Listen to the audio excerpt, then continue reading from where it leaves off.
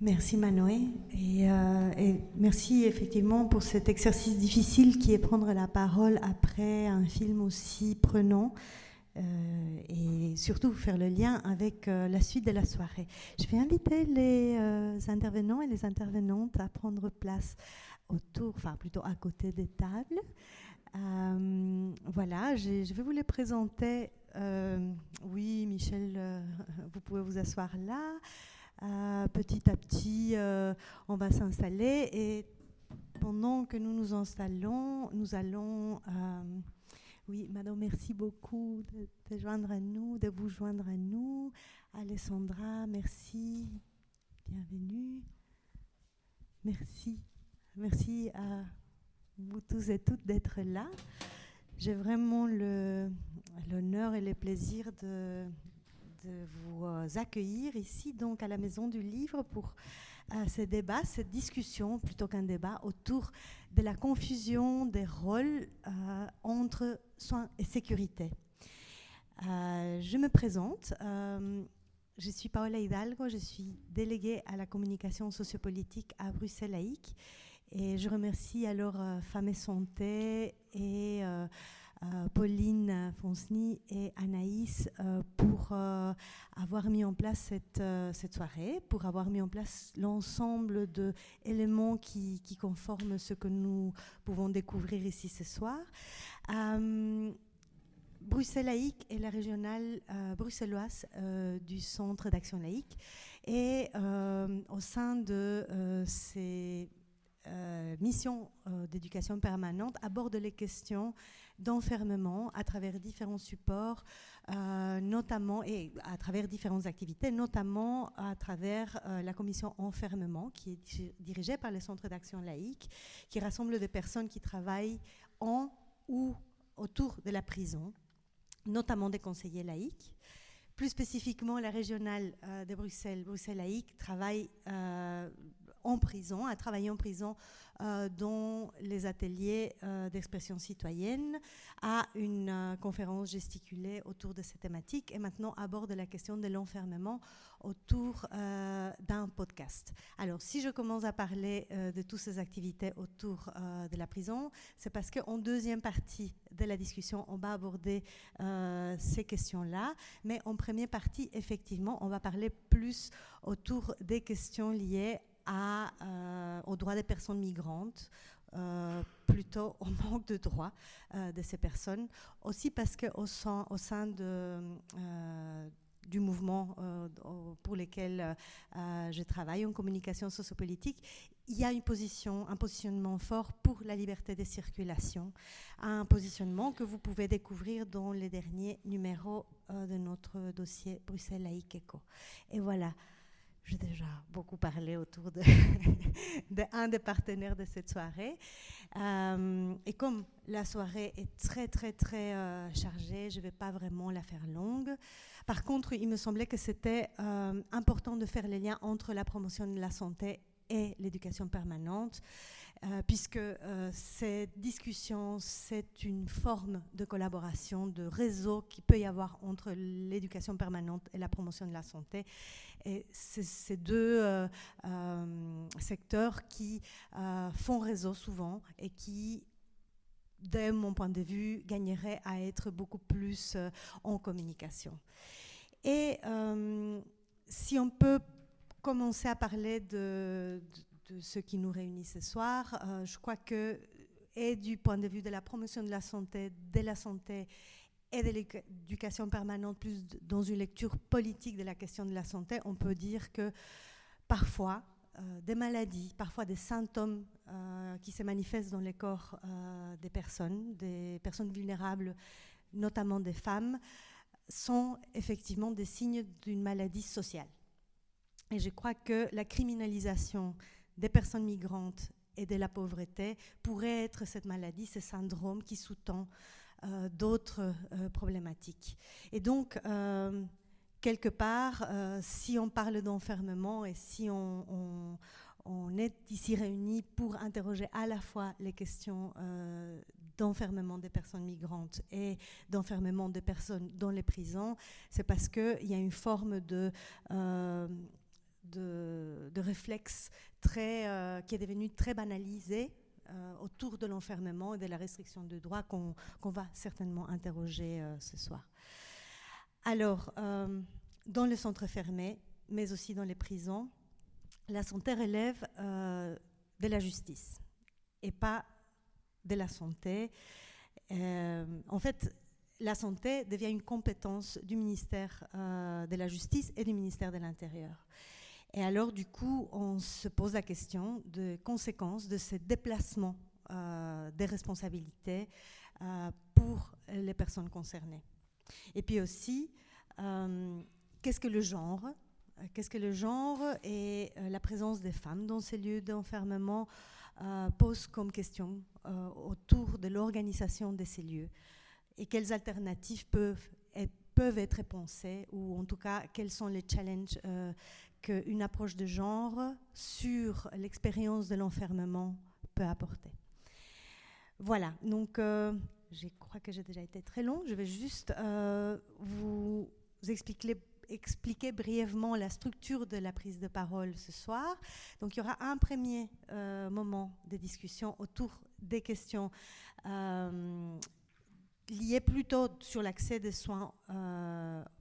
aux soins des femmes dans les centres fermés, mais aussi dans les centres d'accueil et plus largement des femmes sans papier, pour ensuite entrer vraiment dans un cœur des témoignages de situations vécues par les personnes concernées en premier lieu. Donc il y aura d'abord une première entrée par la parole des soignants qui font le travail dans ces lieux auprès de ces personnes, pour ensuite vraiment entendre les analyses des personnes qui vivent directement ces situations, pour ensuite avoir un second tour de parole, ou plutôt une suite de ces premiers tours de parole introductifs, autour des liens qu'on peut faire entre ce que les personnes vivent dans les centres fermés et ce que les personnes vivent dans les prisons.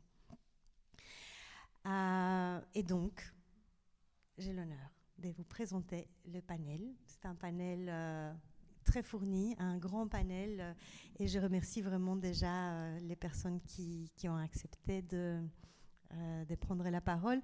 Donc, Alessandra Mounens, bienvenue, bonsoir. Vous êtes médecin généraliste et vous avez travaillé en centre pour personnes demandeuses d'asile. C'est bien ça? Bonsoir. Et ensuite, Michel Roland. Michel, vous êtes médecin généraliste et visiteur dans le centre fermé chez Médecins du Monde. Vous avez été aussi professeur à l'ULB. Merci aussi pour votre présence. Nous avons la présence de Mado. Mado, qui vit en Belgique depuis 6 ans. Actuellement, elle est plutôt du côté de Charleroi. Merci d'être venue de si loin. Et Mado, vous avez une expérience dans ces lieux d'enfermement que vous allez partager avec nous. Merci beaucoup pour ces paroles. Ensuite, je vais présenter la suite du panel, qui est composée par Marion Guémas. Je suis désolée si je ne prononce pas bien le nom de famille. Ok, merci beaucoup. Comme on s'est rencontrés par Zoom, et voilà, c'est pas toujours évident. Marion, vous êtes chargée des missions et des plaidoyers à iCare, et vous intervenez ici aux côtés de Rosalie Leguiou. À deux, Rosalie qui est infirmière chez iCare aussi. Merci à vous deux d'être là aussi. Vous allez intervenir à deux justement pour essayer d'articuler une parole plus au niveau de l'analyse et une autre parole qui reprend des témoignages des premières lignes. Merci encore. Olivia Nederland, merci aussi d'être là. Olivia, vous êtes professeure à l'ULB et vous êtes aussi professeure invitée à l'Université Saint-Louis, Bruxelles, et également présidente de la commission de surveillance de la prison des femmes de Berkendal. Merci beaucoup. Merci à vous toutes et tous pour vos interventions. Alors, on a comme je vous disais, articuler la prise de parole de ce premier tour en 2 temps. Et c'est à Michel Rolland de commencer avec une première introduction autour d'une question. En fait, on avait envie de savoir quelles sont vos expériences dans la prise en charge médicale des personnes en centre fermé, et dont particulièrement les femmes. Et je vais vous passer le micro parce qu'on va le partager.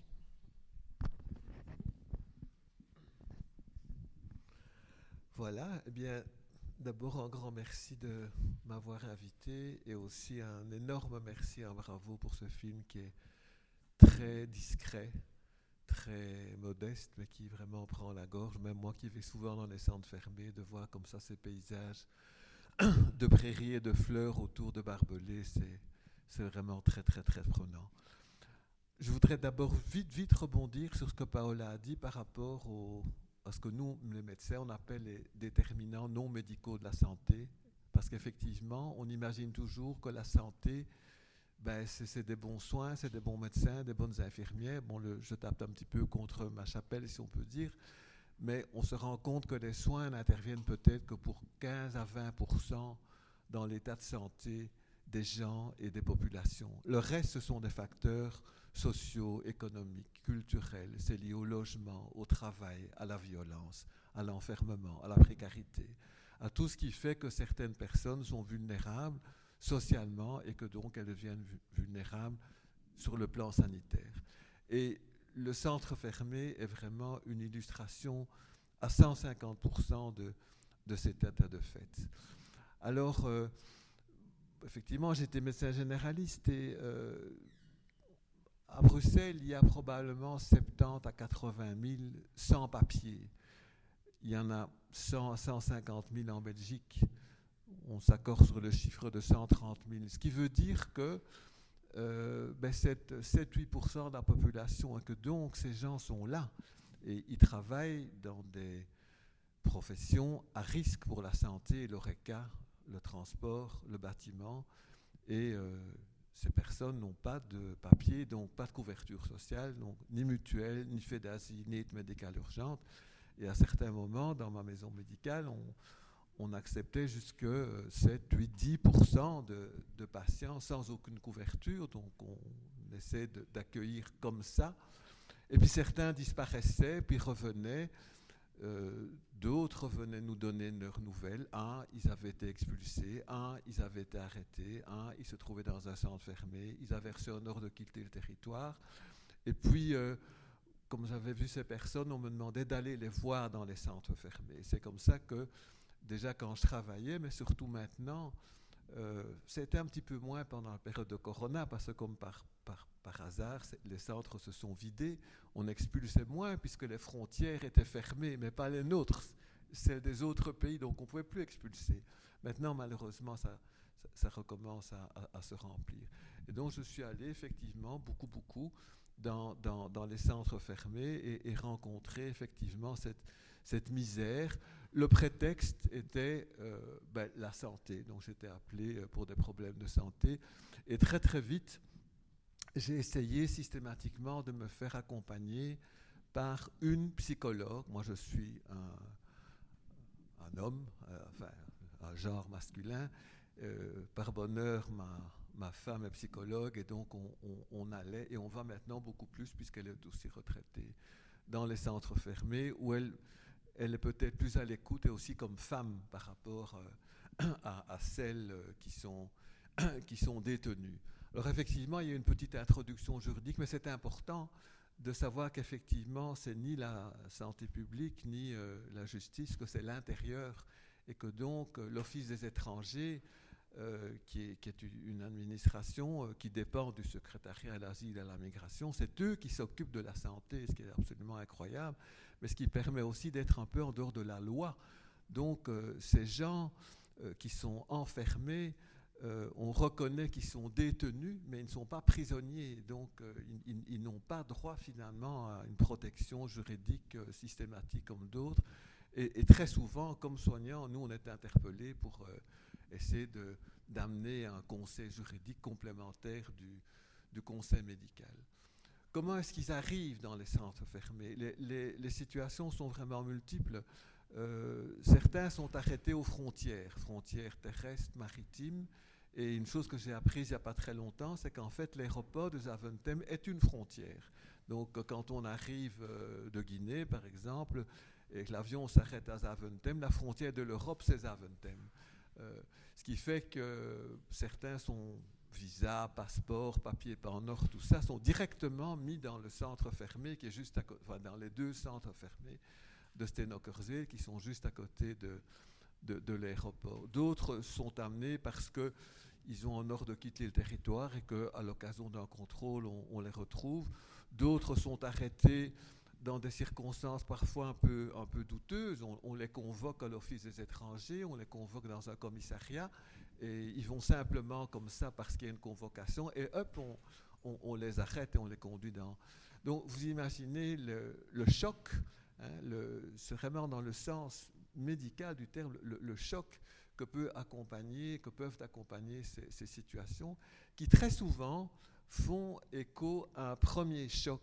Hein, et c'est justement la répétition de ces chocs qui donne naissance à ce qu'on appelle le syndrome de stress post-traumatique, qui est une notion médicale qui maintenant est vraiment bien démontrée et qui est caractérisée par toute une série de symptômes physiques, hein, depuis les insomnies, les troubles de comportement, les troubles de l'alimentation, les problèmes de règles, ça Alès va certainement en parler mieux que moi, des maux de tête, des maux de ventre, des douleurs bizarres qu'on ne comprend pas bien, et tout ça est lié à des antécédents traumatiques violents, de toute façon violents, mais parfois physiques, mais parfois aussi simplement, entre guillemets, simplement psychiques, avoir assisté à un assassinat, avoir vu du sang, avoir dû se cacher en dessous de cadavres, avoir vu...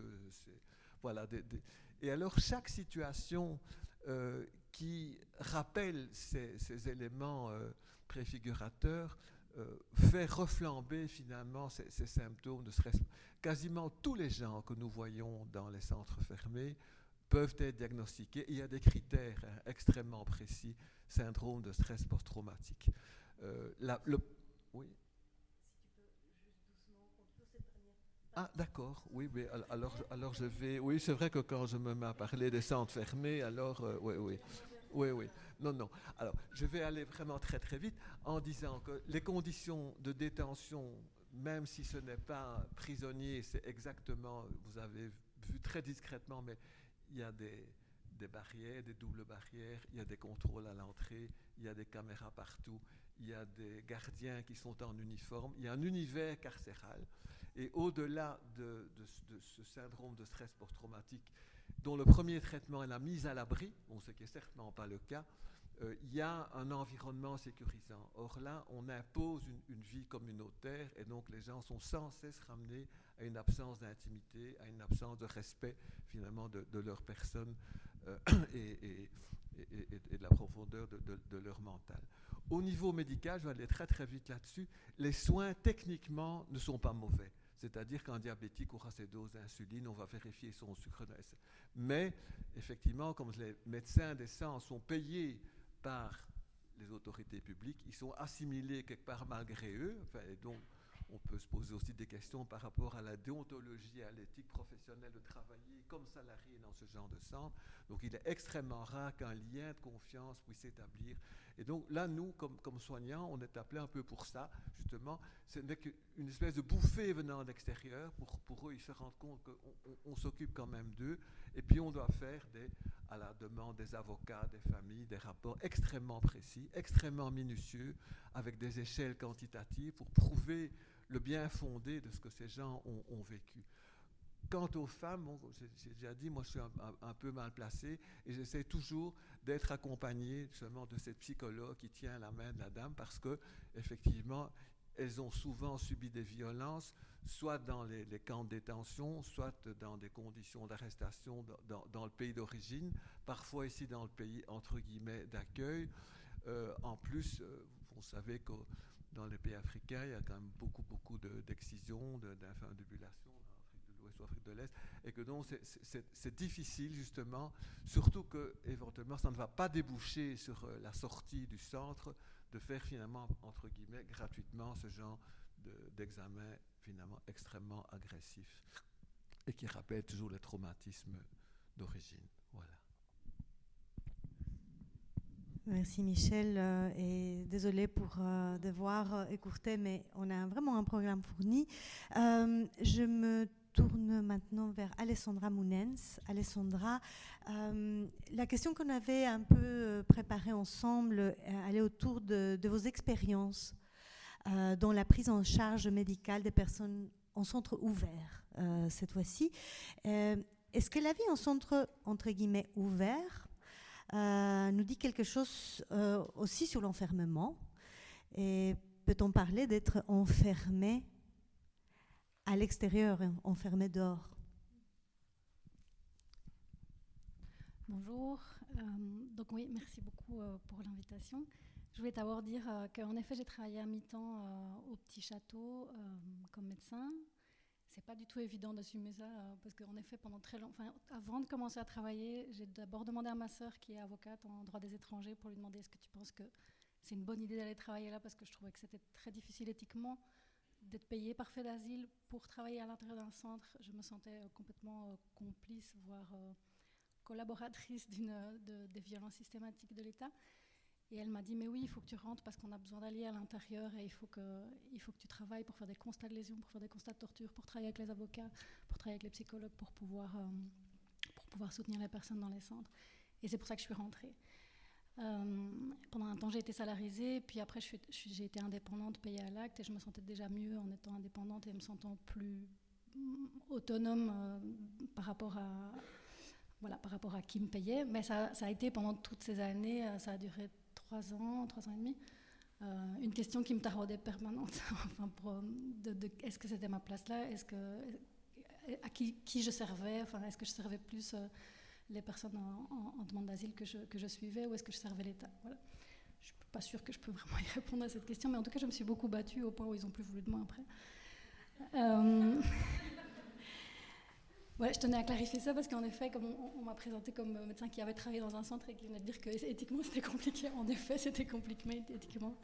Et donc en effet c'était un centre ouvert, ce qu'on appelle ouvert, donc, qui sont les centres où sont les camps. Les patients ils me disaient les camps, où on met les gens en attente pendant que les procédures sont en cours.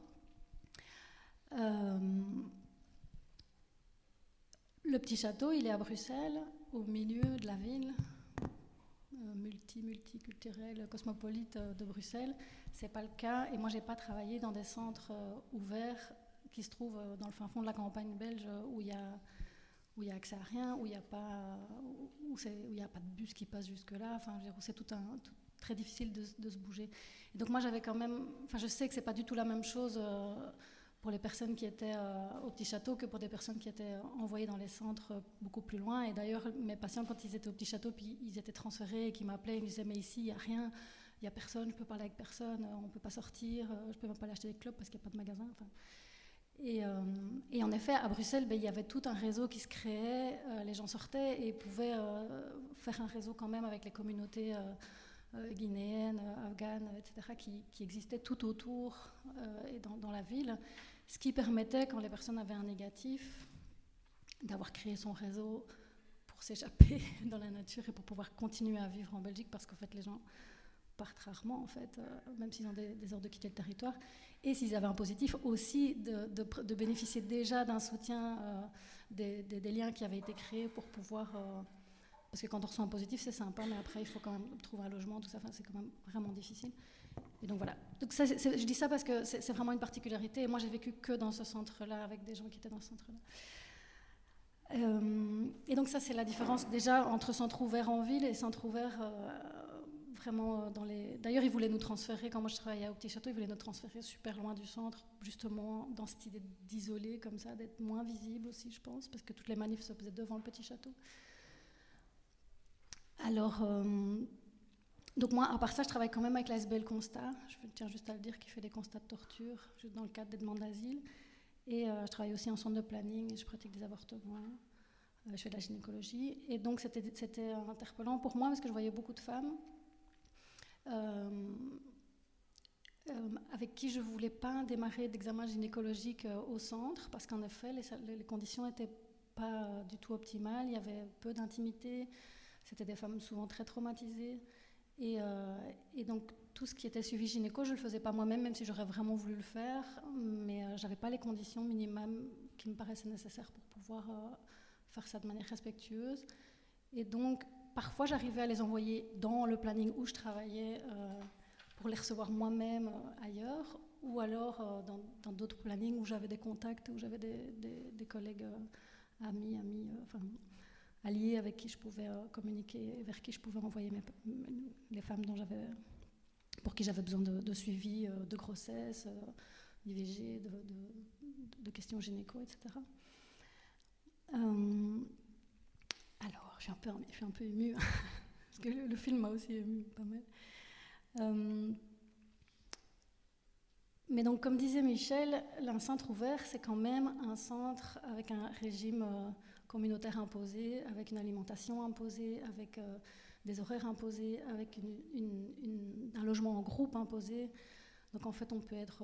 les femmes, elles sont à plusieurs dans une chambre, de différentes communautés qui parlent des différentes langues, avec parfois 1, 2, 3 enfants aussi. Les hommes, ils sont à 12 dans des pièces. Les hommes seuls, ils sont à 12 dans des chambres avec des petits rideaux sans clé, où on ne peut pas s'enfermer pour dormir. Tous mes patients, enfin, personne ne dort au camp. Enfin, les gens s'endorment à 3, 4, 5 heures du matin parce que c'est hyper dur de dormir, parce qu'en fait, il y a toujours pas seulement du bruit, mais il y a entre autres du bruit, parce que comme les gens ne dorment pas, ben, ça parle. Et après, c'est hyper dur de s'endormir derrière un petit rideau sans savoir si quelqu'un ne va pas surgir alors que tu as été torturé dans ta vie et que tu as vécu des violences XY, quelles qu'elles soient, que ce soit dans le pays desquels venaient les personnes ou sur le trajet. Et donc ça, c'est les mêmes, enfin, c'est des conditions d'emprisonnement. Enfin, je veux dire, même si tu as le droit de sortir, il faut quand même pouvoir dormir, et en fait, ça, c'est pas possible. Et puis, il y a des chambres familiales ou des chambres de couple. Je tiens à dire que ça, c'est quand même particulier, parce qu'il y avait quand même au Petit Château des couples d'hommes ou des couples de femmes. Et donc, la grande question, ok, on met 2 hommes ensemble dans une chambre, mais alors tout le centre va savoir que ces 2 hommes vivent ensemble et donc sont un couple. Et ça veut dire obliger la communauté à savoir que ces 2 personnes sont homosexuelles. En fait, c'est imposer, c'est ce qu'on appelle outer des gens contre leur volonté. Donc alors on ne les met pas ensemble, mais alors on les met où? On les met dans des chambres avec d'autres hommes ou d'autres femmes, enfin je veux dire que ce soit dans un sens ou dans l'autre. Et donc ça, c'était toujours très compliqué à gérer.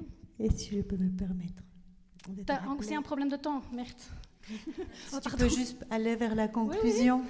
Non, mais et donc puis on aura l'occasion de poursuivre lors de la mise en commun. Il y a tellement à dire, hein, c'est tellement impressionnant. Je vais pas revenir sur les symptômes de stress post-traumatique. En effet, il y a des choses qui sont plus spécifiques des femmes au niveau des troubles du cycle, etc. Mais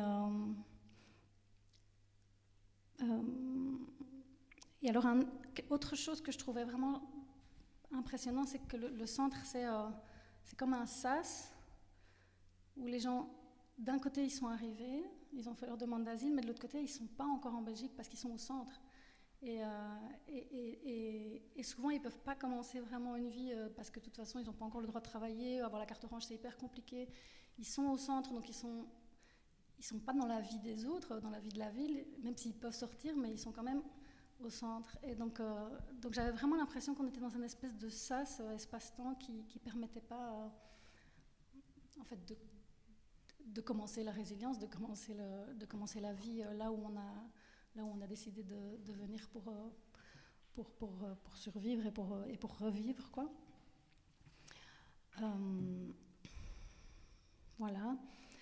J'ai pas fait une analyse spécialement de questions de genre, mais on pourra en parler peut-être plus précisément. Je pense que de toute façon, c'est dur pour tout le monde, et c'est vraiment dur pour les femmes. Et c'est vraiment dur pour la population LGBT que j'ai suivie aussi au Petit Château. Voilà. Merci Alessandra. Merci pour vous plier à cet exercice très difficile. J'ai l'impression que le son est un peu fort. Peut-être qu'on peut demander à Pierre de baisser un petit peu. Voilà, mais on va y arriver. Merci donc à vous deux en tant que soignants dans ces contextes vraiment difficiles et tellement loin de ce que la santé exige pour être pleine et bonne. C'était important d'entendre vos analyses en guise d'introduction avant de donner la parole à Mado. Mado, il y a un micro sur la table que je t'invite à prendre pour... pardon. Voilà, donc on va arriver... Oui, pardon. Pardon, Mado. Vous... Je vais peut-être demander à Pierre de nous aider à... Bon, mais alors, du coup, je vais me mettre debout. C'est pas grave. Je vais me mettre debout alors pour prendre un rôle ici. Voilà, donc c'est pas grave. Hein, nous sommes pour la liberté de circulation, y compris pendant les débats. Hein, donc, voilà. Donc... voilà, c'était important d'avoir une introduction autour de du regard des soignants. Maintenant, si vous êtes là, c'est parce qu'on avait envie de donner à voir aussi un récit dès la première personne. Et donc, la première question que j'avais envie de vous poser, c'était de nous relater votre expérience. Comment c'était la vie dans le centre de Bruges, dans lequel vous avez dû séjourner? Pouvez-vous nous raconter un peu comment c'était, comment vous avez vécu cette expérience? Merci pour la parole. Je sais pas si vous m'entendez. Oui. Oui. Merci de me donner la parole. Je m'appelle Mado. Pour le moment, j'habite à Charleroi. Avant de commencer, je vais m'excuser un peu pour le français. Peut-être ça ne va pas être vraiment au top. Et j'avais fait 4 mois et demi au centre fermé de Bruges. Et c'était pas vraiment une situation facile pour moi, mais le fait aussi de venir devant vous témoigner, parler de ça, c'est une sorte de thérapie. C'est comme si je suis en train de soigner la blessure qui a un peu bouleversé ma vie. Et au fait, je suis arrivée et directement, je ne savais pas ce qui m'avait... Donc, au début, je pensais que on m'accueille, c'est pour me faire rentrer en Belgique. Et comme je venais de mon pays, la République démocratique du Congo, et quand je suis arrivée, et la dame qui était à côté de moi, on m'avait donné ma chambre et tout. Et la dame qui était à côté de moi, la première question que je l'avais posée, je voulais parler avec ma famille pour l'informer que je suis bien arrivée en Belgique et tout. Et puis la dame me disait, non, écoute, tu ne peux pas sortir, tu es enfermée, ici on ne sort pas. Et la personne qui était sur ton lit ici, et vient de partir. Et on l'a refoulé, donc on l'a retourné dans son pays.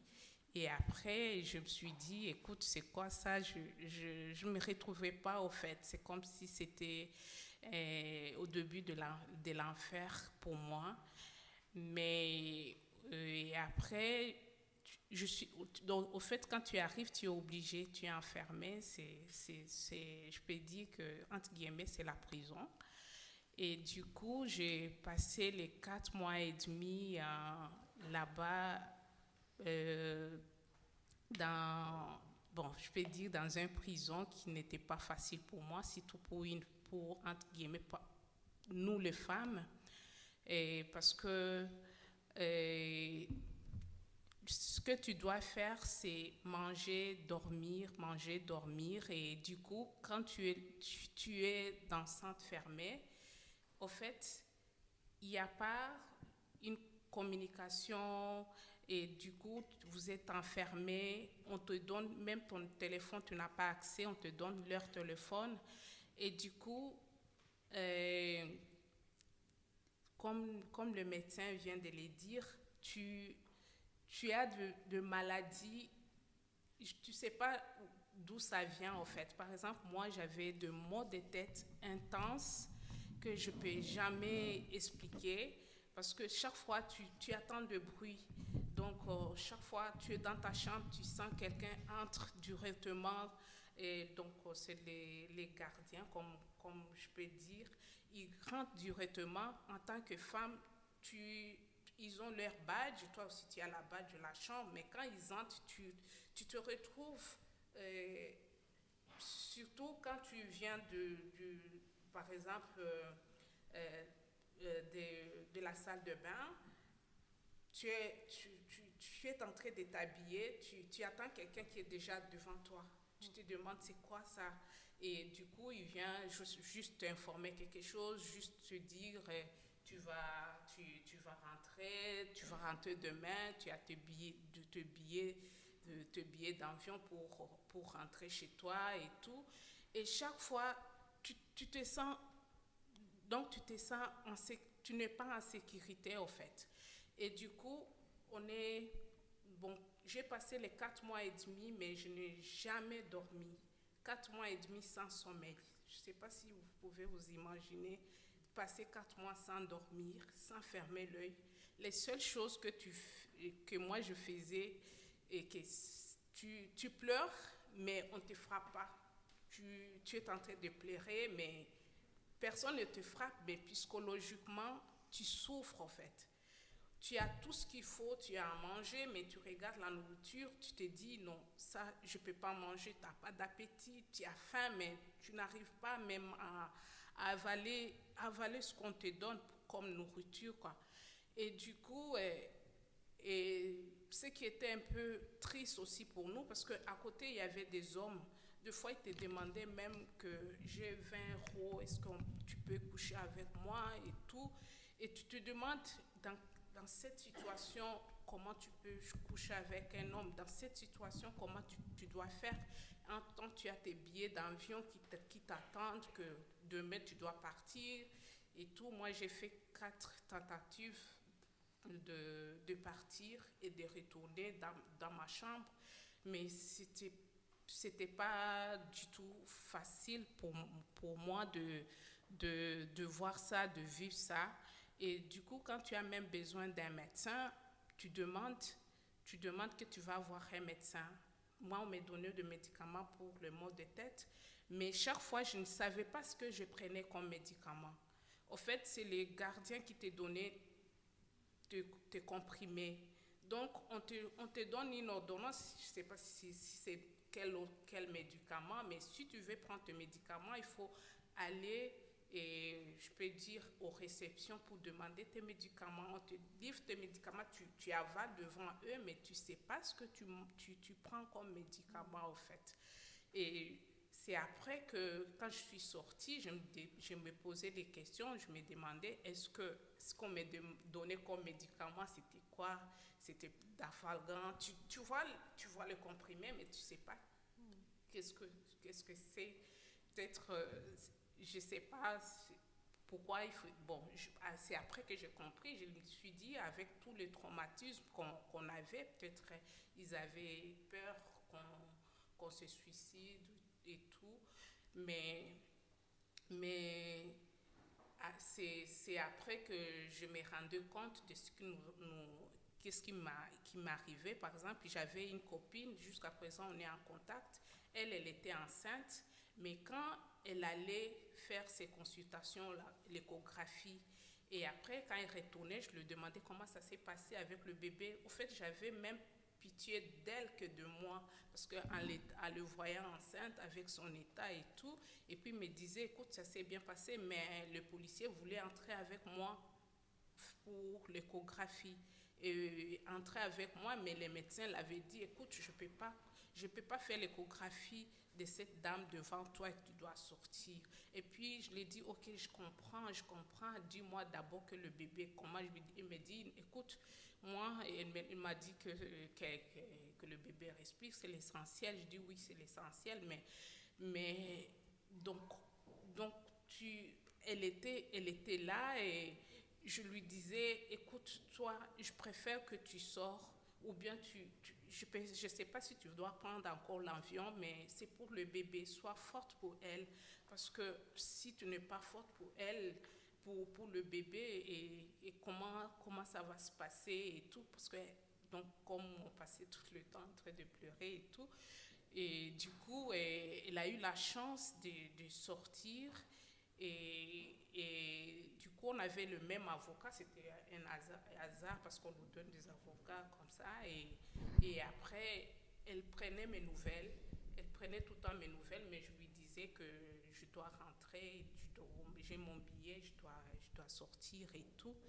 Et après, et chaque fois quand on demandait l'accès pour voir le médecin, des fois, tu sens que tu es malade, mais quand il y a trop d'attente, tu dois attendre pour voir le médecin le lendemain. Donc s'ils ont beaucoup de gens, donc tu dois pas voir donc du coup les médecins. Je suis désolée, Mado. À moins que tu puisses conclure cette idée, on va peut-être revenir avec d'autres questions. Donc ce que j'entends vraiment, c'est que cette difficulté d'avoir vraiment des soins, du temps et de l'intimité pose vraiment des gros soucis pour la santé et pour la sécurité. Je suis vraiment désolée de devoir vous couper, mais je vais donc me tourner plutôt vers les deux travailleuses de iCare qui sont présentes. Et donc, justement, la difficulté actuellement, c'est de passer de votre témoignage, Mado, à d'autres types de témoignages d'enfermement qui vont être présentés par Rosalie. Merci Paola, merci à tous d'être présents ce soir. Donc moi je suis infirmière chez iCare, donc je travaille, on va dire, principalement sur le terrain. Et ici ce soir je voulais mettre un petit peu via une lecture de témoignages, ce qu'on peut écouter nous au quotidien, notamment des femmes détenues en prison, que ce soit à Bruxelles ou en Wallonie. Donc, au niveau santé, nous, ce qu'on peut entendre par des phrases très régulièrement, c'est qu'il faut être en bonne santé pour être en prison, parce que la gestion de la santé en prison est catastrophique. Personnellement, j'ai pu entendre récemment, donc j'ouvre les guillemets, on m'a demandé combien de temps il me restait à purger, alors on m'a répondu, oh bah vous prendrez vos rendez-vous médicaux à votre sortie. Ou encore, tu as mal au dos, aux orteils, n'importe où, paracétamol et c'est tout. Et une autre phrase, quand je suis rentrée en tôle, je n'avais pas tous ces problèmes de santé. Et tout ce que tu as pu raconter, Mado, juste avant, je trouve que ça fait vraiment bien écho à ce qui peut se passer aussi réellement en prison. Enfin, c'est vraiment très similaire. Et alors, j'ai deux situations cliniques. C'est sous forme de témoignages, mais c'est surtout sous forme de notes que nous, on peut prendre lors de notre travail. Donc c'est des témoignages qui sont récoltés depuis, j'en ai deux, mais c'est deux parmi tellement d'autres, dans les prisons ici en Belgique. Donc pour Madame V par exemple, j'ouvre les guillemets pour ce qu'elle dit. Elle raconte « Si je ne suis pas entendue dans ma demande de suivi à l'hôpital concernant mes douleurs abdominales toujours présentes, il est possible que je me retrouve au cachot ce soir car j'en ai tellement marre, je vais retourner au bureau du médecin s'il me dit encore que ce n'est pas nécessaire. » Donc pour cette dame, elle a été emmenée aux urgences dans le cadre de douleurs abdominales intenses et aussi de la fièvre. On ne lui a pas donné son rapport médical et le service médical de la prison n'a pas voulu lui rendre. Elle a appris qu'elle présentait un syndrome spécifique appelé syndrome de Chilaiditi. Désolée pour ça. Et donc, suite à ce syndrome, elle a développé une torsion de l'intestin qui causait des douleurs très atroces pour elle. Elle avait un suivi prévu normalement en gastro-entérologie et en neurologie. Et elle avait aussi un traitement laxatif parce qu'elle avait de la constipation due à cette torsion. Mais en fait, quelques jours plus tard, elle a dû aller en urgence à l'hôpital suite aux douleurs qui ne faisaient que s'accentuer. Et la dernière fois qu'on a pu la voir, elle explique que les rendez-vous de suivi ont été annulés par un service médical sans la consulter, et depuis, elle réclame son suivi. Un autre témoignage. Donc, ici, c'est une note en fait qu'on a pu prendre qui dit nous rencontrons madame qui a une demande médicale. Elle a eu un bypass et une sleeve, ce qui a eu un fort impact sur sa mobilité gastro-intestinale. Elle est fort douloureuse due à une inflammation chronique des intestins. Elle doit respecter un régime précis. Elle explique que les médecins du service médical ont fait une lettre pour la cuisine pour qu'elle puisse avoir un régime spécifique, mais depuis 4 mois, aucun changement. Elle n'a pas non plus de vitamines, alors qu'elle a fait la demande et que dans le cas d'une sleeve, c'est un traitement qui devrait être prescrit en systématique, car l'opération entraîne un grand risque de carence nutritionnelle. Donc, on passe au service médical pour clarifier la situation de madame. Nous parlons aux infirmiers. Ils nous disent que si un médecin a fait une prescription pour un régime, la cuisine doit suivre. En réalité, il n'y a pas eu de lettre, mais une simple note donc, qui ne correspond pas à une prescription. Il n'y a donc pas eu de demande auprès de la cuisine, mais une simple information. Elle n'a pas non plus reçu de prescription pour les vitamines dont elle a pourtant besoin. Et en fait, on se rend compte tous, dans le service médical, qu'elle est là depuis 4 mois, mais qu'elle n'a rien eu de ce qu'elle a demandé, et que c'est à elle de revenir vers le service et d'être reçue et d'être au mieux écoutée par les médecins pour qu'elle puisse avoir accès à son régime et ses vitamines. Donc voilà, comme je redis, c'est des témoignages parmi tellement d'autres qu'on a au quotidien chez iCare. Et donc je laisse la parole à Marion pour être un peu plus précise. Merci. Faire le lien. Merci Rosalie. Donc effectivement, Marion, votre intervention, vos interventions se complémentent dans le sens où peut-être vous allez apporter des éléments qui font une sorte de fil rouge entre la situation des femmes migrantes dans les centres fermés ou ouverts et celle des femmes qui sont en prison. Quelles ressemblances voyez-vous? Quels sont les constats de ces deux situations?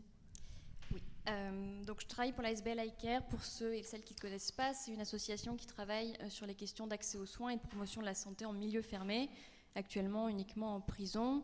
On intervient dans les 3 établissements pénitentiaires bruxellois et dans 4 établissements en Wallonie, dont les 3 qui accueillent des femmes à Mons, Lantin et Marchand-Famenne. Et effectivement, la question de la confusion entre soins et sécurité et la question de la compétence des soins de santé qui relèvent donc de la justice en prison, c'est vraiment au fondement de la création de notre ASBL, puisque c'est vraiment quelque chose qui a toujours motivé les créateurs de l'association et ce pourquoi on continue à se battre aujourd'hui, puisque c'est un dossier qui avance peu, voire pas du tout, donc on est obligé malheureusement de continuer à se battre là-dessus. Et au quotidien, je vais peut-être redire effectivement ce qui s'est dit. Je pense que les témoignages précédents et ce que vous allez entendre confirment qu'en fait, ces centres d'enfermement, ce sont des prisons qui ne disent pas leur nom, parce que malheureusement, par beaucoup d'aspects, ce sont exactement les mêmes problématiques. Tout d'abord qu'effectivement, les soins de santé sont loin d'être une priorité pour le ministère de la Justice. On constate quotidiennement un manque de personnel médical, quelles que soient les fonctions. Les médecins qui sont dans les prisons sont obligés d'être de véritables couteaux suisses, à devoir gérer une quantité de problèmes de santé avec des moyens vraiment dérisoires face aux besoins. On constate quotidiennement que les temps d'attente, en particulier pour les soins spécialisés, sont particulièrement longs et c'est très difficile d'avoir des informations sur l'état de santé des personnes et d'assurer la continuité des soins. Parce que justement les médecins dans les établissements pénitentiaires sont complètement isolés du reste des professions médicales.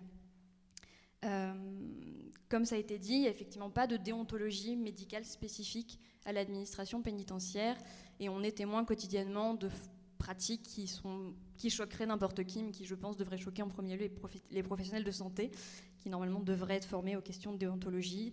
Ça, on le voit sur les questions de confidentialité. Je pense que ça était très bien dit sur par qui nous paye et à qui on doit rendre des comptes. Est-ce que c'est les patients ou est-ce que c'est l'administration? Et on voit clairement que chez certains médecins, la réponse c'est plutôt la deuxième, et on n'est absolument pas au service des patients. Ce qui nous interpelle aussi, par exemple, dans certains établissements, c'est la configuration même des salles de consultation, ou par exemple dans un établissement qui accueille des femmes, on a une table de consultation qui est à l'entrée immédiate de la salle de consultation, avec un petit panneau qui dit ne pas sonner, donc ça veut dire que n'importe qui peut entrer pendant une consultation, y compris gynécologique, avec parfois des gens qui sont présents dans la salle pendant la consultation alors qu'ils ne participent pas aux soins. Même un témoignage une fois où il y a un informaticien qui est rentré pendant un examen gynécologique parce qu'il y avait un problème informatique, et c'est quelqu'un qui a dû se manifester en demandant à ce que la femme soit quand même protégée, enfin que son intimité soit respectée, mais parce que visiblement au niveau des professionnels de santé ça choquait personne que plusieurs personnes soient présentes en plus du médecin et qu'un informaticien passe avec son ordinateur sous le bras pour faire ses petites affaires alors qu'une femme avait les jambes écartées sur la table de consultation. Bien évidemment, ça se traduit aussi par un manque de formation spécifique aux problèmes spécifiques donc des personnes détenues, notamment des femmes. On est quand même sur des publics, et c'est largement documenté, même si en Belgique il y a très peu d'études et pas assez, et on demande à ce qu'il y en ait plus, mais on est quand même sur des publics avec des états de santé déjà très précaires avant leur entrée en prison, des problèmes de littératie importantes en santé. Pour les femmes, beaucoup de passés de violences sexuelles, de violences intrafamiliales, et donc j'ai des gens qui arrivent très très très cabossés en prison, et comme disait Rosalie, c'est mieux d'arriver en bonne santé vu la prise en charge, sauf que bien évidemment ce n'est donc pas le cas des personnes que nous on rencontre. Et si je peux vous demander de conclure gentiment, parce que le temps... et donc juste pour rebondir sur la question, pourtant je pensais, d'habitude je parle vite mais j'aurais dû aller plus vite, juste peut-être parler de la question des transferts pour les soins qui ne sont pas disponibles dans la prison. Des extractions sont régulièrement organisées vers l'hôpital, sauf que là on rencontre des problèmes chroniques, et ça concerne notamment les femmes pour tous les suivis, notamment de fibromes, de mammographie, etc., ou des consultations de suivi gynécologique qui sont normalement pris en charge à l'hôpital parce que le plateau technique ne le permet pas en prison. Et en fait, quotidiennement, ces rendez-vous sont annulés. Rosalie en a témoigné, et parce qu'il n'y a pas assez d'agents. Et aussi, et c'est ce qui est aussi très préoccupant, c'est que les conditions d'examen des personnes, et notamment la présence d'agents pendant les consultations, en effet, le fait d'être entravé devant tout le monde, on constate de plus en plus en fait, des refus de soins. Et donc les femmes, notamment donc les personnes détenues dont les femmes, nous disent en fait c'est pas grave, je préfère attendre et donc accepter que mon état de santé se détériore parce que j'ai été tellement humiliée dans ma prise en charge à l'hôpital que je préfère y renoncer. Ce qui nous interpelle donc, au-delà des soins qui sont dispensés en prison, sur la déontologie et les pratiques de certains médecins dans les hôpitaux qui acceptent aussi des conditions de consultation qui pour nous sont indignes et ne respectent pas les droits des personnes. Merci pour ces portraits assez glaçants de ce non-accès finalement à des soins médicaux en prison. Olivia Nederland, je me tourne vers vous puisque on est en train de parler d'une double mission finalement, une double mission entre, qui doit choisir quelque part entre la sécurité et le soin de ces institutions, mais on voit bien que la sécurité passe toujours en avant. Et il y a une question aussi d'expertise qui vient se mêler dans le travail aussi des professionnels de la santé qui doivent rencontrer les personnes détenues. Alors, comment s'opère cette confusion des rôles, notamment entre soins et expertise? En 7 minutes. En 7 minutes, c'est très facile. Mais donc, au début, à la base, ça a l'air simple. Le droit pénal, c'est quelqu'un qui jouit de ses facultés mentales, qui commet une infraction qui est punie, une peine, en prison ou une peine alternative. Sauf qu'en fait, c'est pas aussi simple, parce qu'est venue se greffer là-dessus la question de la responsabilité. Il y a beaucoup de personnes dont on considère qu'elles ne sont pas tout à fait responsables au moment où elles commettent des infractions. Et au début de notre droit pénal, c'était assez simple. Ces personnes-là, on considérait comme des malades mentaux. Et donc, elles étaient prises en charge par la santé et elles étaient acquittées au pénal. Et puis, malheureusement, on est dans une criminalisation de la société, une pénalisation de la société. Et on s'est dit, ces personnes-là, sous le couvert du risque de récidive, qui n'est pourtant pas scientifiquement beaucoup étudié, on va plutôt les garder dans le giron du droit pénal. Et donc, ce qui se passe, c'est qu'on a développé des lois de défense sociale, les mesures d'internement, les mesures de la mise à disposition du tribunal d'application des peines, de plus en plus de mesures pour garder un maximum de monde enfermé et dans des régimes plus sécuritaire que de soins. Et donc on se retrouve maintenant en prison avec un public. On a certes les personnes qui disposent de leurs facultés mentales, au moment où elles ont commis les faits, mais dont on a souligné que l'enfermement va dégrader la santé physique et psychologique. Mais on a aussi en prison toute une série de personnes qui ne jouissent pas de leurs facultés mentales, qui ont des troubles mentaux, qui devraient normalement se trouver dans des hôpitaux psychiatriques, mais au nom de leur dangerosité, se retrouvent dans des prisons ou dans des centres psychiatriques fermés, sécurisés, gérés par le SPF Justice, parfois en collaboration avec le SPF Santé. Mais donc je pense que ce qui ressort bien de nos conversations aujourd'hui, c'est que dans un centre fermé, vous êtes avant tout un sans-papier, et dans une prison, vous êtes avant tout un détenu, et pas avant tout un patient.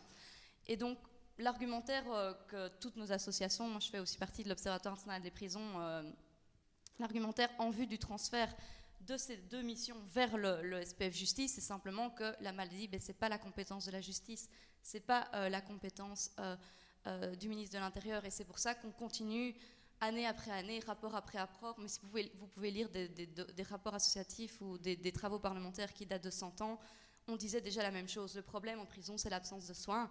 On l'écrivait il y a 100 ans, on le dit toujours aujourd'hui. Et donc, on n'avancera pas tant qu'on ne rend pas cette compétence du soin à la compétence du SPF Santé. Donc, voilà, un constat clair, c'est en prison, la priorité, c'est la sécurité, et ça le sera toujours, et aussi pour le personnel soignant, puisque le personnel soignant, malheureusement, son chef, entre guillemets, c'est la justice. Alors, ça c'est une question, le problème de la priorité de la sécurité sur le soin en prison, qu'on ne résoudra pas sans ce transfert de compétences. Et la deuxième question, c'est évidemment la question de l'expertise. Puisqu'en droit pénal, avant de décider si vous allez être un détenu ordinaire ou un détenu interné, si vous voulez, on doit se prononcer sur vos capacités mentales. Et donc là, les psychiatres vont avoir une mission d'expertise. Deuxième point dans lequel l'expertise intervient, c'est est-ce que vous savez qu'en Belgique, quand vous êtes condamné à une peine de prison, vous pouvez potentiellement purger la fin de celle-ci en liberté, dans le cas d'un bracelet électronique ou d'une libération conditionnelle. Mais avant de sortir, vous allez être expertisé. Est-ce qu'il n'y a pas un risque de récidive? Est-ce que ce risque de récidive est souvent lié d'ailleurs aux questions de potentielles maladies mentales ou de problèmes toxicomanie, etc. Donc vous êtes souvent expertisé par des psychologues et des psychiatres. Et donc on se retrouve avec un personnel soignant en insuffisance de personnel au sein de la prison, dont la moitié est attribuée à une équipe soins, et l'autre moitié est attribuée à une équipe expertise. Expertise pour dire est-ce que cette personne doit aller vers l'internement ou la détention, ou est-ce que cette personne peut être libérée anticipativement sans qu'elle ne présente un risque de récidive. Et autant dans les prisons, ces missions sont séparées, autant dans les faits, vous le constatez aussi, cette séparation est souvent floue parce que forcément l'expert qui va préparer la sortie et se positionner sur les potentielles réinsertions va aller demander au médecin quelle est la situation de cette personne. Et à l'inverse, le psychiatre, avant de faire des traitements, etc., va aussi se renseigner sur ce que pense l'expert et ce qu'il va recommander comme trajet de soins ou trajet de sortie pour l'interné et le détenu. Et donc on voit qu'au final, des informations sont partagées, parfois dans des mails qui circulent à une mailing list où on retrouve des agents même sur section. Et donc la question du secret professionnel en prison et de cette scission soins-expertise est soulevée parce qu'en pratique, elle n'est pas tout à fait respectée dans un contexte d'insuffisance de personnel. Mais évidemment, pour les personnes enfermées, ça pose de nombreuses questions parce que avec le soignant, on sait l'importance du lien de confiance. Je pense que les médecins l'ont souligné, mais comment avoir ce lien de confiance pour recevoir les soins quand on sait que la personne est en communication avec celui qui donnera la clé de notre sortie ou pas? Comment développer ce lien de confiance si on sait qu'un médecin peut potentiellement décider de nous mettre au cachot, voir si on a les facultés mentales de comprendre qu'on est puni en prison ou pas? Donc voilà, c'est vraiment la question de la scission entre la mission d'expertise et la mission de soins se pose dans la matière pénale de matière cruciale et elle s'applique différemment selon les lieux où on est détenu. Donc si vous êtes détenu en prison, en théorie, il y a cette scission, même si vous voyez qu'on navigue un peu sur le flou. Et dans les hôpitaux psychiatriques, notamment l'hôpital Les Marronniers à Tournai, cette scission n'est pas appliquée. Donc le psychiatre qui est votre soignant est aussi celui qui fait votre évaluation pour la sortie. Et quand vous écoutez le discours des soignants, ils ne sont pas tranchés, il n'y a pas d'une position tranchée en faveur de l'un ou l'autre. Il y en a qui disent que le fait d'expertiser nécessite aussi de soigner. Le fait de soigner permet de faire des expertises qui sont plus solides. Donc, à nouveau, je pense qu'il y a vraiment un débat qui doit se faire sur cette question qui n'est pas tranchée, aussi sur la question du secret professionnel partagé, parce que là, on est dans quelle situation? Dans une situation de flou. Tout ça n'est pas réglé par la loi, tout ça n'est réglé par aucun texte. Donc, on renvoie aux déontologies des professions, mais voilà, sans que ce ne soit clairement tranché. Dans un lieu, on fait l'un, dans un lieu, on fait l'autre. Tout ça n'est pas clair pour les personnes, donc elles ne savent plus à qui se confier. Et donc, tout ça participe encore à ce sentiment d'insécurité. On ne sait pas à qui faire confiance, on ne sait pas... voilà, et on aboutit à des situations d'opt-out. On ne fait pas appel à ses droits, on ne fait pas appel à ses soignants, et on renonce et on se renferme parce qu'en fait, on se méfie de tout le monde. J'avais encore 1000 choses à vous dire, mais ça fait 7 minutes. Et un tout grand merci pour ce respect scrupuleux des 7 minutes. Merci vraiment, vraiment. Merci à toutes et à tous pour vos respects des consignes du temps qui n'étaient vraiment pas faciles. Je sais que j'aime bien mettre des petits défis, mais c'est pour la bonne cause. C'est pour me permettre d'ouvrir la conversation et intégrer les publics. Moi, en tout cas, j'ai plein de questions en tête. Et je suis sûre qu'il y en a d'autres parmi vous qui avaient envie peut-être de poser des questions. À moins que ici, déjà dans le panel, puisque c'est un grand panel, il y ait l'un ou l'une d'entre vous qui souhaitait poser une question ou rajouter quelque chose avant de donner la parole au public. Ok. D'accord. Alors, je ne sais pas comment est-ce qu'on procède techniquement. Il me semble qu'il y a un micro-baladeur et peut-être que si... Ah ben voilà, il y a une main qui s'élève ici. Ici, madame. Est-ce qu'on a... Non, on n'a pas besoin de micro. On n'a pas de micro. Allez-y.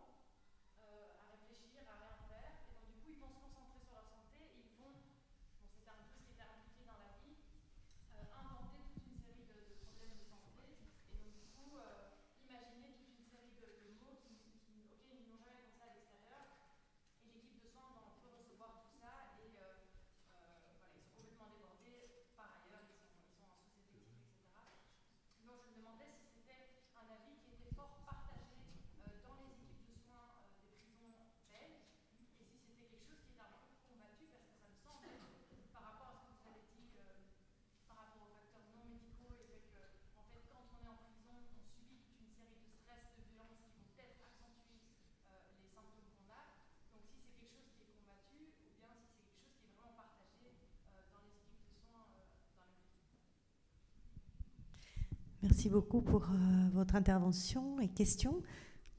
Oui, alors moi, vous avez mis le doigt. Alors le problème, c'est que même nous, on est dans une logique de coopération parce qu'on est persuadé que notre action, elle doit être complémentaire avec celle des services médicaux.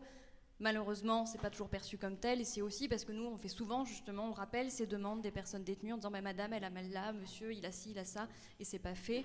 Moi, ce que je trouve assez fascinant, c'est qu'il y a un concept qui s'appelle la somatisation. Je pense que tout le monde, même ceux qui ne sont pas des professionnels de santé, le connaissent. C'est assez fascinant de voir que certains médecins en prison ont l'air de ne pas le connaître, et qu'effectivement, le fait d'être enfermé, ça ravive des traumatismes. On a des personnes des étrangers qui ont pu avoir des parcours traumatiques, et donc forcément, d'être détenu en prison, ça peut raviver certains traumatismes et donc des angoisses. Pour tous les autres, comme on l'a dit, on a quand même sur des gens qui sont dans des états de santé très, très, très dégradés. Et donc, forcément, nous, en fait, on considère que la prison, c'est pas un lieu de soins, mais c'est une opportunité. Et donc, bien évidemment, que certaines personnes qui n'ont vu aucun médecin pendant des années, quand elles sont enfermées et qu'elles ont un accès au médecin, elles vont l'investir. Le problème, c'est qu'il y a cette demande à laquelle on ne répond pas. Enfin, en tout cas, les services médicaux, souvent, ne répondent pas ou ne peuvent pas répondre. Ce qui est interpellant, par exemple, il y avait un rapport du KCE en 2017 sur les soins de santé en Belgique, notamment dans cette perspective donc, de transfert de compétences. Alors, le KCE commence quand même par dire que de manière générale, on n'a pas beaucoup d'informations et donc c'est compliqué de faire des analyses, ce qui est voilà, quand même un problème récurrent. Mais de mémoire, je crois qu'on est sur, on a un nombre de consultations par personne détenue supérieur à la moyenne de la population en général. Sauf que quand on regarde le détail, la consultation moyenne, elle dure 4 minutes. Alors, je ne sais pas si vous êtes déjà allé chez le médecin pour une consultation de 4 minutes, mais j'imagine que vous serez sûrement senti pas vraiment écouté. Et donc, qu'est-ce que vous allez faire? Vous allez retourner voir le médecin. Et on a des professionnels de santé qui ont claqué la porte en disant bah, « moi, je ne peux pas travailler dans ces conditions » et qui nous expliquent qu'en fait, bah, une infirmière notamment qui me disait bah, « moi, je prends un quart d'heure par patiente, elles ne reviennent pas. » Parce qu'en fait, je les ai écoutées et j'ai répondu à leurs demandes. Sauf qu'en fait, on est dans cette logique de on évacue, on évacue, on évacue, on évacue. Et donc, on ne répond pas aux besoins. Et donc, les gens reviennent systématiquement. Et peut-être pour compléter sur les femmes, ce qui est encore plus compliqué, notamment dans des établissements qui accueillent à la fois des hommes ou des femmes, on a souvent comme retour qu'en gros, les services médicaux commencent par les hommes. Et s'il y a de la place, ils iront voir les femmes.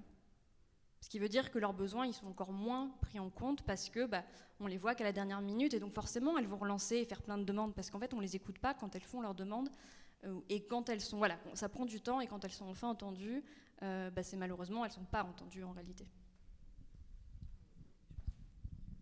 Moi, je veux bien compléter très rapidement ce que Marion vient de dire. C'est juste aussi faire le point sur les conditions de détention qui sont vraiment déplorables. Donc, c'est déjà des personnes qui arrivent avec un niveau de santé qui est quand même beaucoup plus bas que la moyenne. Et qui dorment dans des lits avec des matelas en plastique pendant plusieurs semaines, plusieurs mois, voire plusieurs années, dans une cellule de 9 mètres carrés en solo ou en duo, et même parfois à plus que 2, avec du coup une mobilité qui est très réduite, pas d'accès, ou peu en tout cas, aux activités sportives, quelqu'un qui ne travaille pas, qui ne veut pas aller au préau pour telle ou telle raison, reste dans sa cellule, sur son lit, sur sa chaise. Et je peux vous dire, moi, que je me suis déjà assise sur cette chaise. Au bout de 20 minutes, on a déjà mal aux fesses. Alors, je ne sais pas comment on fait pour tenir pendant toute cette période. Et par rapport à ce que tu disais sur le fait que les personnes détenues se rendent compte, bah tiens, c'est le moment de faire ça comme tel ou tel examen. J'ai pas l'impression que dans la réalité ce soit le cas. Enfin, je me mets pas à la place du personnel médical. Mais c'est surtout des personnes qui ne sont pas écoutées et on ne répond pas à leurs besoins. Et c'est des problèmes de santé qui sont déjà présents, qui se créent en prison, mais qui vont perdurer parce qu'il y a une prise en charge qui n'est pas du tout optimale, qui est quasi nulle. Enfin, je le vois pratiquement au quotidien et avec des personnes qui en ont marre et qui veulent même plus se faire soigner parce que ça n'en vaut plus la peine et qui veulent attendre la sortie pour prendre en charge leur santé, quoi. Merci beaucoup. Si je peux me permettre, quel est le temps qu'on octroie dans le centre pour migrants? Est-ce qu'il y a un temps comme ça, 4 minutes, ou est-ce qu'il n'y a pas de temps limite? Comment ça se passe au niveau du temps par consultation? Au Petit Château, on avait d'abord les urgences qui étaient gérées à l'avant par l'équipe infirmière. Donc les urgences du jour, les enfants qui faisaient de la fièvre, les choses urgentes. Et nous, derrière les médecins, on était sur les consultations prévues, donc qui étaient placées à l'avance. Et donc, quand il y avait besoin d'aller soutenir les infirmiers, on allait à l'avant. Enfin, ils venaient nous appeler, on allait à l'avant voir, donner notre avis sur la prise en charge. Voilà. Et sinon, après, c'était des consultations de suivi. Moi, j'avais 3 consultations de l'heure. Et je prenais une demi-heure, 45, 1 heure par patient en fonction du besoin de parler des gens et du besoin d'écoute. Et voilà, ça s'équilibrait parce qu'il y a des gens qui ne se présentaient pas parce qu'en fait, ils avaient en même temps rendez-vous avec une assistante sociale le jour où ils avaient rendez-vous avec moi ou où ils étaient censés être au CGR. Enfin, il y avait d'autres trucs. Enfin, voilà, ça permettait que tout le monde... Enfin, qu'il y ait des gens qui ne venaient pas et donc je pouvais donner plus de temps à d'autres. Et puis, de toute façon, j'étais en retard. Et puis, de toute façon, je sortais à 7-8 heures du soir du Petit Château. Pour avoir le temps de voir tout le monde. Mais je pouvais j'arrêtais jamais une consultation en plein milieu de quelqu'un qui est en train de me parler pour la première fois des violences vécues ou en plein milieu des choses importantes qui étaient en train d'être dites. Et donc ça prenait vraiment du temps et je prenais ce temps-là et j'envoyais péter tout le monde. Quand on me disait que j'étais trop en retard, je disais bah oui, voilà. Et les patients qui étaient fâchés parce que j'avais 1 heure de retard, je leur disais bah oui, je comprends, mais maintenant on va prendre du temps pour vous et si on a besoin de 45 minutes pour vous, on prendra ce temps-là. Et en fait, les gens revenaient, donc ça leur faisait vraiment du bien de pouvoir être entendus et ils comprenaient ce retard que je pouvais prendre. Mais j'avais 20 minutes prévues à la base, ce qui est quand même le temps moyen en médecine générale. Voilà. Sauf qu'en médecine générale, c'est 20 minutes pour de la médecine générale tout venant. Au centre, au camp, c'est 20 minutes par personne traumatisée, c'est 20 minutes par personne violée, c'est 20 minutes par personne torturée. Et ça, c'est pas du tout assez de temps. Et donc, en fait, ça ne prenait jamais 20 minutes. Ok, merci beaucoup Alessandra. Je ne sais pas s'il y a d'autres questions dans le public qu'on pourrait aborder. Oui, monsieur ici. Ah oui, il n'y a pas de micro, donc allez-y.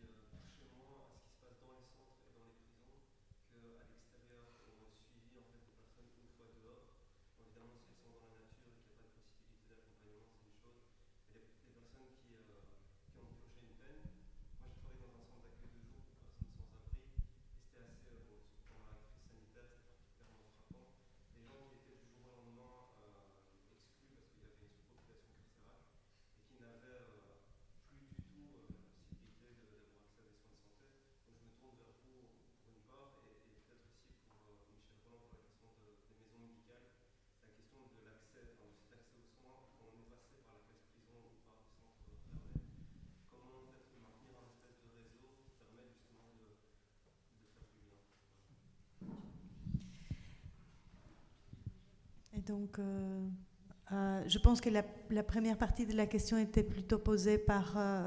je ne sais pas si c'est plus Iker à répondre en premier. Peut-être qu'Olivia, vous pouvez donner un élément aussi.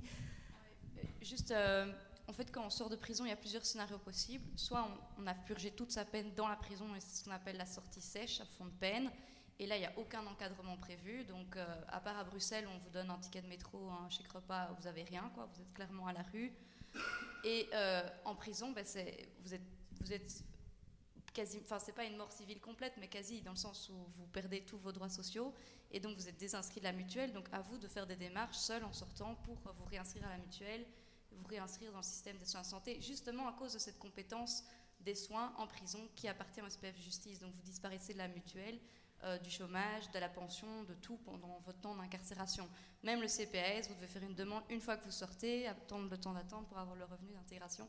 Donc cette scission est vraiment très compliquée, rien que pour la transition vers la sortie. Donc ça, c'est la première chose, sortie sèche, aucun accompagnement. Et donc, si vous n'avez pas de famille ou d'amis pour vous accueillir, vous finissez à la rue forcément. Soit vous avez une sortie encadrée, anticipée de prison, donc là, vous êtes libéré avec des conditions, vous êtes suivi par un assistant de justice. Et là, normalement, il y a des services d'aide, des services externes qui vous auront aidé à préparer votre sortie. Et dans le cadre de la libération conditionnelle, vous avez accès au CPAS notamment. Et donc, vous avez des personnes un peu qui vous entourent pour essayer de remettre tout en ordre administrativement. Mais la situation que vous évoquez, c'est encore une troisième situation, à savoir celle de la crise sanitaire, où là, le ministre a pris des mesures d'urgence et où il a libéré, dans le cadre de libération anticipée Covid, une certaine catégorie de personnes via une mesure qui était une interruption de peine, donc une mise sur pause de votre peine. Et donc là, ce qui est particulièrement vicieux, c'est que le ministre a dit « vous êtes dehors, mais ça ne compte pas comme votre peine. Donc le temps que vous passez dehors, vous allez le purger à l'intérieur après. » Sauf qu'il n'avait pas prévu le cadre légal pour permettre à ces personnes, pour les quelques mois où ils étaient dehors, de se réinscrire à la mutuelle pour quelques mois et puis re-rentrer. Donc ces personnes étaient complètement à charge de leur famille parce qu'ils n'avaient aucun subside auquel ils pouvaient demander, ni aucune aide sociale. Et donc de nouveau, la question du no man's land juridique par rapport aux droits sociaux et notamment à la mutuelle pour ces personnes s'est posée sans qu'aucune réponse ne soit apportée par le ministre. Il a juste voulu vider ses prisons et mettre ça sur le dos des familles. Mais d'ailleurs, comme pour tous les centres qui accueillaient des personnes handicapées, pour la crise sanitaire, comme pour les homes, on a vraiment fait peser soit sur les épaules des proches le fait de tout prendre en charge, en leur disant sinon ils restent enfermés dans des conditions drastiques. Et c'est un peu ça qui s'est passé. Donc ça, c'était vraiment une situation tout tout à fait particulière, quoi. Mais je sais pas si tu veux. Merci beaucoup Olivia pour cette première partie des réponses. Je ne sais pas si je peux donner mon micro à Michel Roland pour la réponse. Moi, je vais essayer de te répondre par rapport au centre fermé. Donc, en centre fermé, une des peines supplémentaires, c'est que quand on est en prison, et je ne dis pas que c'est mieux, parce qu'on ne peut pas comparer des situations incomparables, mais on sait a priori pendant combien de temps on va y rester, parce qu'on sait qu'on était condamné à autant, puis à un tiers de la peine, etc. Dans un centre fermé, on ne sait rien. C'est-à-dire que chaque matin, on risque de voir débarquer des policiers qui vont vous emmener à l'avion, première fois gentiment, très bien expliqué ça, puis la deuxième fois, ça peut aller vraiment jusqu'à des violences extrêmes. Moi, j'ai déjà dû faire des constats à la demande d'avocat où des personnes avaient été violentées pendant le transport jusqu'à l'avion, puis ramenées avec vraiment des traumas qui ont été constatés. Donc, on peut être libéré effectivement comme ça aussi, de la même façon, et on ne sait pas toujours pourquoi. D'ailleurs, parfois, après une visite médicale, après une visite d'expertise, et je ne sais même pas ce qui, éventuellement, dans mon rapport, a fait que cette personne-là a été libérée. 2-3 chiffres quand même, 80% des personnes qui sont en centre fermé finiront par être expulsées. Donc, il y en a quand même très très peu qui sont, entre guillemets, libérés. D'autant que ce n'est pas une libération, puisqu'une fois qu'on peut sortir du centre fermé, on est toujours sans papier par définition. Et on se retrouve dans cette masse de 130 000 personnes en moyenne en Belgique. Dans les centres fermés, par an, il y a 7 à 8 000 personnes qui passent. Et il y a à peu près 600, 700 places disponibles et on parle d'augmenter à 1000 parce qu'on voudrait encore construire 2 autres centres fermés. C'est clairement symbolique puisque 130 000 personnes, 1000 places d'accueil. Ça coûte une fortune en plus. Une fois qu'ils sont libérés, entre guillemets, ces personnes, effectivement, n'ont rien. C'est pas comme en prison où ils reçoivent au moins un ticket de tram. Là, on les lâche à Stenokerzeel, en pleine nature. On a vu ce que c'était. Et ils doivent essayer de trouver, se loger, à manger, se déplacer.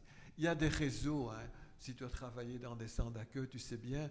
C'est ce que nous, on appelle, parce que j'ai beaucoup travaillé à Médecins du Monde aussi, c'est ce qu'on appelle la ligne 05. La ligne 05, c'est, vous avez les soins de base, les soins de première ligne, les messageries, les infirmières, les kinés, tous ces gens qui répondent aux premières demandes de soins des patients. Mais cette ligne est saturée, on n'a pas toujours la possibilité ou l'envie de soigner des gens qui n'ont pas de mutuelle. Ça prend du temps, c'est difficile, il y a des problèmes de langue, il y a des problèmes sociaux, de réinsertion psychosociale, et donc ces gens souvent ne trouvent pas.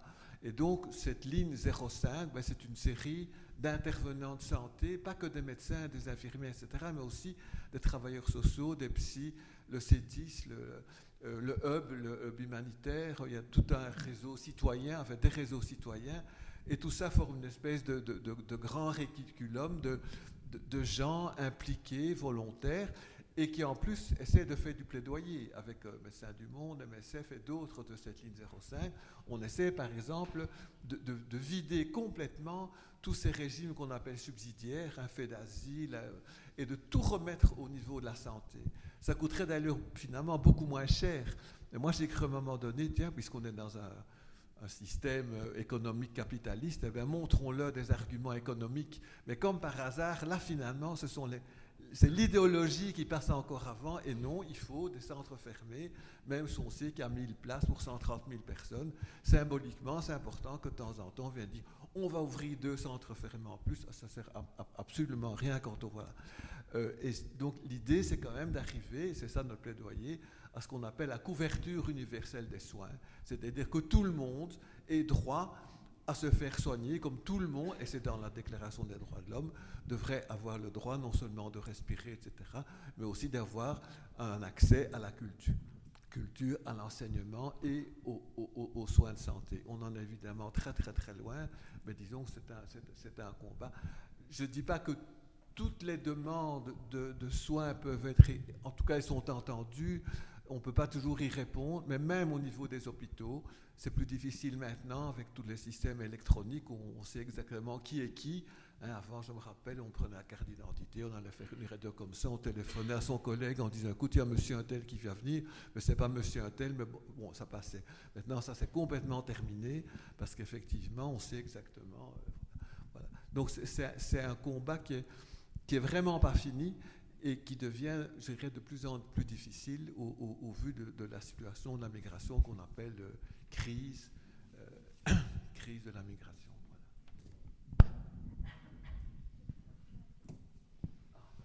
Oui, il n'y a pas de problème. Mais, je ne sais pas si je peux vous interroger, Mado, par rapport à ce point, la question qu'on vient un peu d'aborder. Pour vous, comment ça s'est passé quand vous êtes sortis des centres fermés? Est-ce que pour l'accès aux soins, comment ça s'est passé? Est-ce que vous avez eu... comment ça s'est passé la sortie, finalement? Au fait, je peux dire que j'ai eu la chance d'avoir un avocat. C'était un avocat près de haut qui m'avait vraiment suivi. Et malheureusement, quand tu es au centre fermé, les avocats, bon, je peux dire les près de haut, non, ils savent que tu n'as pas la chance de rester en Belgique. Du coup, ton dossier, donc des fois, ils te disent carrément que non, tu dois rentrer, c'est difficile en fait. Mais moi, j'ai eu la chance d'avoir un avocat près de haut qui m'a suivi et qui faisait la suivi de mon dossier. Quand on me donnait le billet d'avion pour me rapatrier, lui, il faisait le nécessaire au tribunal pour empêcher mon retour dans mon pays d'origine. Et du coup, quand je suis sortie, c'était pas facile pour moi parce que je n'avais pas de famille ici et je savais pas là où partir. J'étais en cours de route, donc dans la rue. Et heureusement, il y avait des gens volontaires qui passaient, qui nous appelaient. Et du coup, il y avait une personne qui venait comme volontaire pour regarder, pour prendre mes nouvelles et tout. On m'avait donné son numéro de téléphone. Et après, comme j'avais son numéro de téléphone, je l'avais appelé et il m'avait hébergé ici à Bruxelles. Et en attendant, j'ai cherché de compatriotes de mon pays, je ne connaissais pas, qui m'ont hébergé. Et en tant que femme, c'est difficile parce que du coup, je peux dire, tu n'as pas de papiers, tu te livres en fait. C'est ce que les femmes ont le problème parce que du coup, quand un homme te propose de sortir avec lui et tu te livres, tu te dis, à partir de cet homme, je vais avoir quelque chose. À partir de fois, on dit qu'en Afrique, il y a de mariage forcé, mais ici aussi, entre guillemets, en Belgique, les femmes sont obligées de forcer d'aller dans le mariage pour avoir les papiers derrière un homme. Ou bien, tu tombes enceinte, à partir de cet enfant, tu te dis, à partir de cet enfant, je vais avoir des papiers. Du coup, c'est des enfants qui deviennent victimes de ça. Mais malheureusement, parce que la famille qui m'hébergeait, ils devaient divorcer. Et du coup, il me disait, tu vas aller où? Nous, on va vendre notre maison, tu vas aller où? Et en temps, c'est triste, mais j'avais un homme qui voulait être avec moi. Et du coup, dans cette situation, je suis sans abri et j'avais cette association des sans-abri de CPAS, mais je suis sans abri. Il y a un homme qui veut de moi et que malheureusement, bon, je peux dire heureusement, je suis avec ma fille, mais je suis tombée enceinte et je me suis battue comme ça. Il y a des associations aussi qui m'ont aidée et je fais tout pour être avec ma fille, me battre avec ma fille toute seule parce que le monsieur aussi m'a laissée. Et du coup, je fais ma formation parce qu'en Afrique, j'étais aide-soignante, je travaillais avec Médecins Sans Frontières. Et du coup, j'ai fait ma formation d'aide-soignante ici parce que je ne devais pas travailler non plus parce qu'on ne reconnaît pas le diplôme, donc mon diplôme du pays est ici. J'ai fait ma formation, c'est une longue histoire, mais j'ai fait ma formation. Maintenant, je suis aide-soignante. Et mon parcours, du coup, c'était difficile, mais difficile parce que j'ai fait 3 ans avec un papier de 1 mois. Chaque 1 mois, il faut que je parte au CPAS, il faut que je trouve une attestation pour me faire soigner. Donc, c'était très difficile administrativement, psychologiquement et tout. Mais aujourd'hui, je suis fière parce que je me suis battue. En dehors du centre fermé, il y a aussi de bonnes personnes, des associations qui sont là pour nous soutenir. Et j'avais eu une famille aussi, mais malgré que je n'avais pas de famille, à partir des associations, je trouvais des gens formidables, super gentils, qui m'ont soutenu, qui m'ont aidé à devenir ce que je suis aujourd'hui. Et en tout cas, je suis fière de moi. Je suis fière de moi malgré tout ce que j'ai passé comme parcours. Mais je voulais dire par rapport aux femmes, franchement, je me disais si ils regardaient les situations de femmes, parce que les femmes, franchement, on est obligé d'aller dans des foyers, de vivre cette vie d'angoisse par rapport au papier. Parce que tu te dis, je vais faire comment? La seule chose que j'ai, c'est mon corps. Si je vais utiliser mon corps pour avoir ces papiers-là. Parce que sans papier, je ne peux rien faire. Malgré que j'ai un diplôme, malgré que j'ai des expériences, je ne peux rien faire en Belgique. La seule chose, c'est ton corps que tu dois, je peux dire, vendre pour avoir ces papiers. C'est triste parce que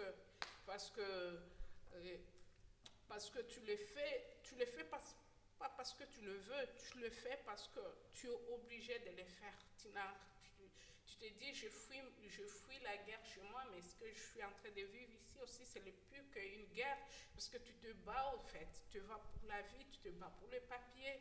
Et du coup, après, il y a des femmes qui, leurs enfants ne portent même pas le vrai nom de leur papa, parce que tu te dis, non, lui, il ne peut rien m'apporter. Je dois chercher un autre.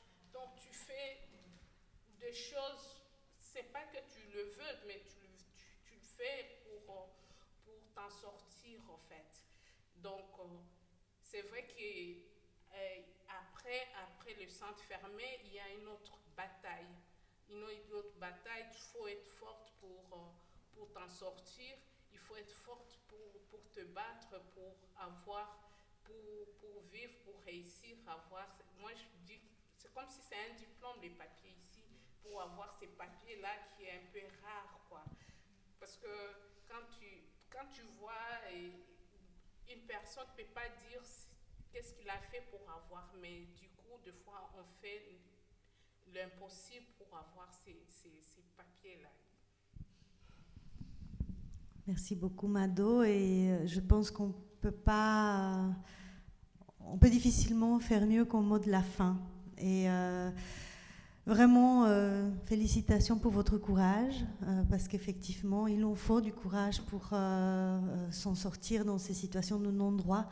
Et j'espère effectivement que votre témoignage, que les témoignages que nous avons entendus, que les analyses que nous avons partagées et que nous avons essayé de mettre en débat, mettre en dialogue avec vous, vont nous permettre peut-être de voir la santé autrement que comme quelques minutes devant un médecin, quand il y a des conditions de vie et des conditions même des sociétés qui ne sont pas réunies, et notamment l'enfermement des personnes qui cherchent légitimement de meilleures conditions de vie, ou simplement peut-être l'enfermement des personnes qui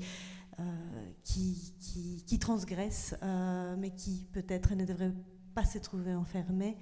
Et bien voilà, c'est peut-être ça la vraie maladie. Merci encore une fois, et merci à vous, merci à la Maison du Livre pour l'accueil, et peut-être à une prochaine fois pour une prochaine activité. N'hésitez pas à visiter le site internet, le site web des associations qui vous invitent ce soir, Femmes et Santé, la Maison du Livre et Bruxelles Laïque. Bonne soirée.